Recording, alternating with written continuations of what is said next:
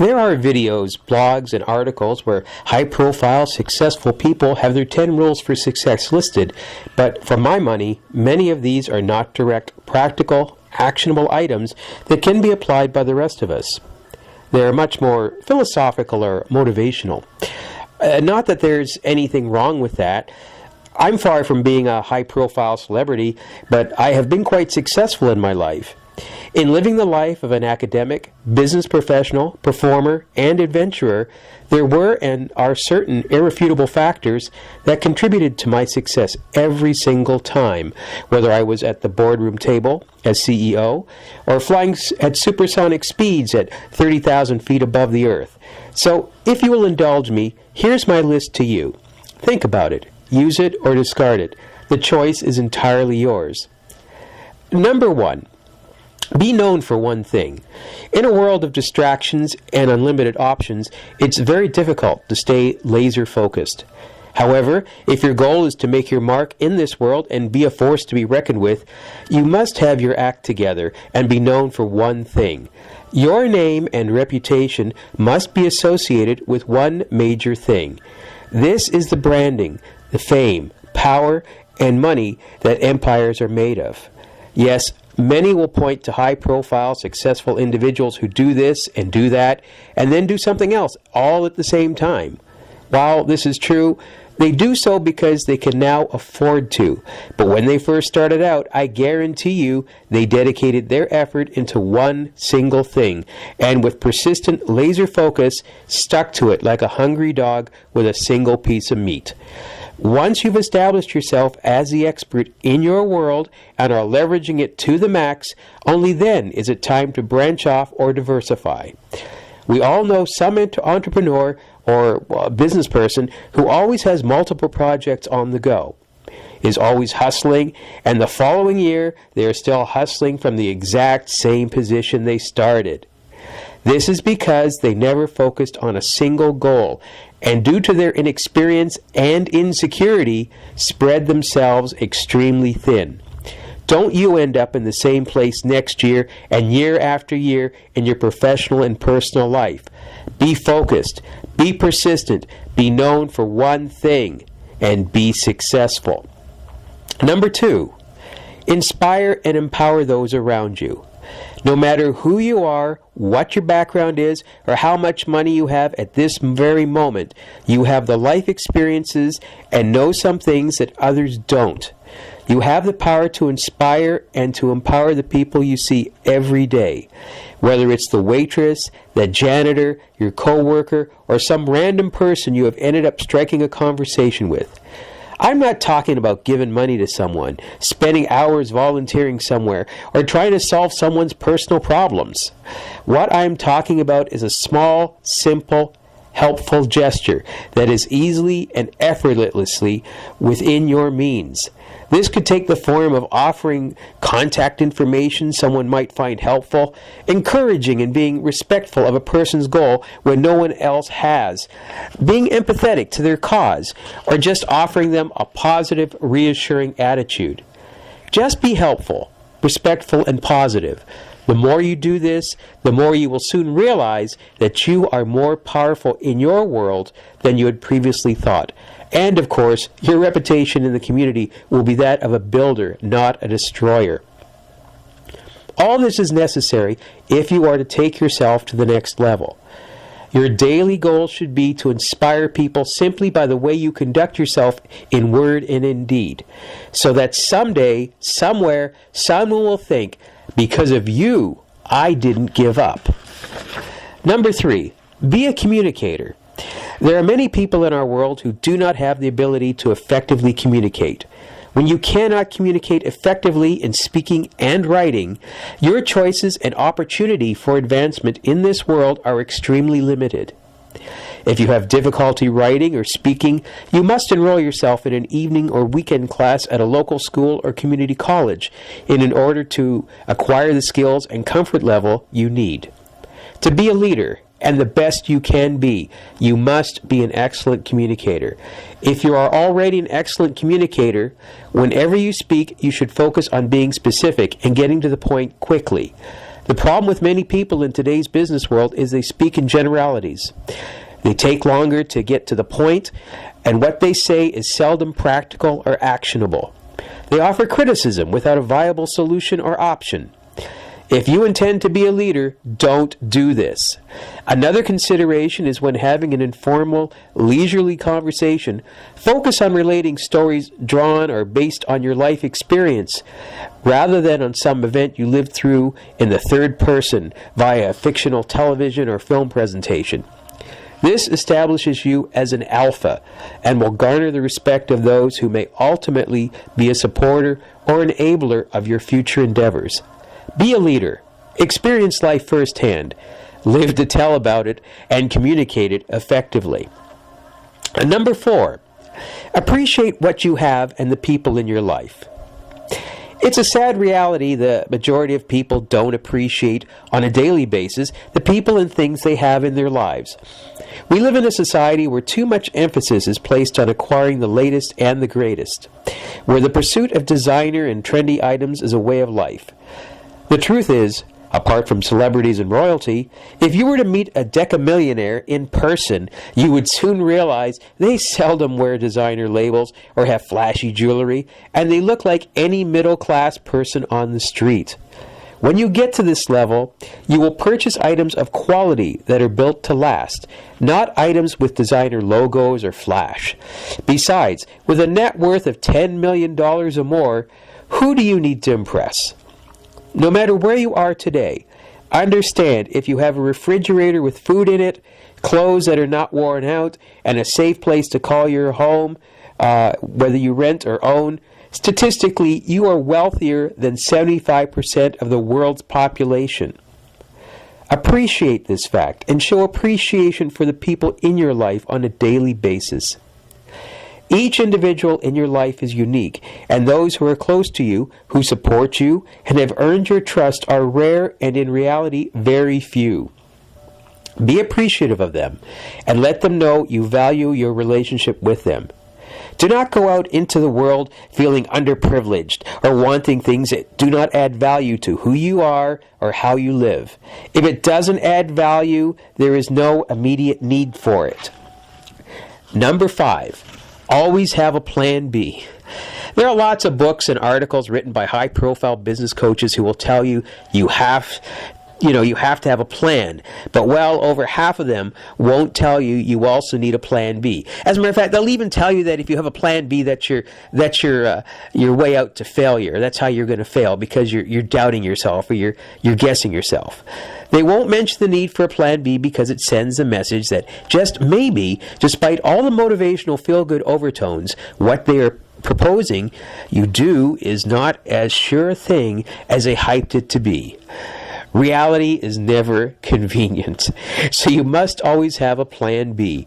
Your plan B doesn't need to be as elegant or as smooth as your plan A, but it must be practical enough to see you through in bare bones fashion if your plan A falls through.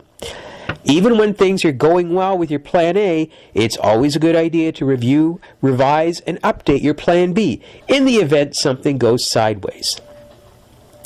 Number 6, the 5 to 10 rule. There was a time when people would get a job, advance in position, and pay and stay with a firm for decades to retirement. In our 21st century, for most people, there is no such thing as job or income security. On a similar note, we have seen the closure of many centuries and decades-old family businesses that were once considered household names. When it comes to business, nothing is forever. Today, unemployment is now the highest since the Great Depression in some regions. More than ever, you must take action that will ensure your survival through both good and bad times. The 5 to 10 rule is simply that no matter where you get your income or cash flow from, you always save a minimum of 5% of it up to a maximum of 10% when you get this. You do this for 1 year and do not withdraw any funds during the first year. You continue to do this for as long as you continue to have an income. If an emergency presents itself and you need money, the rule is you may not withdraw more than half of the value of your savings in the first year, and not more than 35% of the total value in subsequent years. When your savings reach $3,000, at least 60% should be invested in a conventionally safe investment vehicle. It is not beneficial to leave more than $3,000 standing still in a bank account, but rather invest it in investment certificates, bonds, or if you prefer, silver and gold. The amount in your savings are your first assets. Never spend or loan out your first assets. Applying and maintaining the 5 to 10 rule is the most difficult thing for many people, as it requires a great deal of discipline and persistence. Whether your income is from social services, your job, or business, you owe it to your own survival to implement the 5 to 10 rule. Start off with just 5% for the first year and gradually increase the percentage when you can. Don't be disheartened or embarrassed if your initial savings look quite modest. It will grow over time and your persistence will pay off. Do this to ensure your survival in the future. Just as an added note, if you find that even 5 to 10% is quite intimidating, given your current situation, here's another option for you. It won't give you as much money immediately at the end of the year, but it will certainly help, and you'll finally find that it's a good nest egg. All you have to do is get yourself a 1 liter empty container of soda pop or of milk, just one of those plastic containers, 1 liter, that's the large soda bottles, and start putting dimes in there. Whenever you have dimes in your change, take the dimes out and put them in that 1 liter bottle. Just keep on doing it without failure. Check your change at night when you get home. Put the dimes in. Don't spend your dimes. And just leave that there. And you will find at the end of the year, if you've done this faithfully, on average, you could realize up to $500 in cash right there, in dimes, in that 1 liter bottle. So there's another way of doing it. But most importantly, don't go back and touch that 1 liter bottle. Don't empty out the dimes out of there. Just keep on putting them in. Number 7, make honor and responsibility your core values. In an age where we can easily get wrapped up in the moment or taken for an unplanned ride on an emotional roller coaster, very little time, if any, is spent reflecting upon what are or should be our core values that separate us as leaders and innovators in our own lives from those of the assembled multitude. The 2 core values should and must be those of honor and responsibility. Everything you do, if you are to be in a better situation or be a better person than you were yesterday, today, must be done with honor and responsibility, and responsibly. Honor is a pretty broad characteristic, so let me put this into context for you as it applies to your success. By honor, I simply mean you must demonstrate in every action, word, and deed honesty, integrity, see the long-term or bigger picture of your actions, and understand that without others, whether they be customers, business associates, or simply fans, you will not achieve fame nor fortune. Likewise, everything you do, you must be willing to take responsibility for your actions, words, and deeds.